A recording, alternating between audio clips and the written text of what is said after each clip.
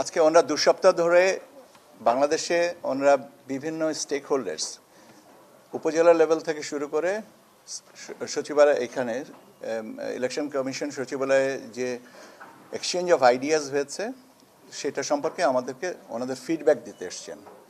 এবং ওনার শেষ কথাটায় শুনেছেন যে সব লেভেলেই একটাই কথা, যে ওনারা কমিটমেন্ট আছে for free fair and credible election. এবং এটাই ওনারা খুব সুন্দরভাবে আমাদেরকে বলেছেন যে এখন বাকিটুকু সময়ের ব্যাপার, যেন এই জিনিসটা হয়। স্বাস্থ্যকর অল টাইম হানিকম, সব সময় অল টাইম হেলদি লাইফ। আমরা ওনাদের কাছে আমাদের বিদেশে যারা আছেন, ডায়াসপোরা, যারা প্রবাসী ভোটার, তাদেরকে কি করে আমরা ভোট ব্যবস্থাপনার মধ্যে আনতে পারি সে বিষয়ে আমরা বলেছি যে তাদের জন্য পরামর্শ বা যদি কোনো মডেল থাকে আমাদের কাছে শেয়ার করতে।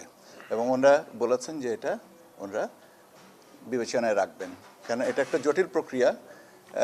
বাংলাদেশে যখন দিন, তখন বিশ্বের অন্য আরেকটা অংশে রাত।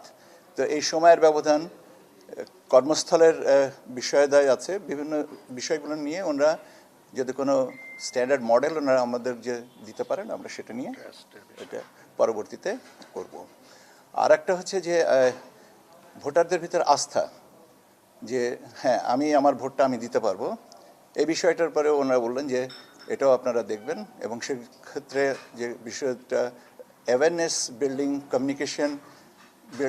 কমিউনিকেশন সিস্টেমসগুলোকে আরও স্ট্রেংথেন করার জন্য ওনারা আমাদেরকে সহযোগিতা করবেন, যাতে আমরা একটা free, fair and credible election করতে পারি।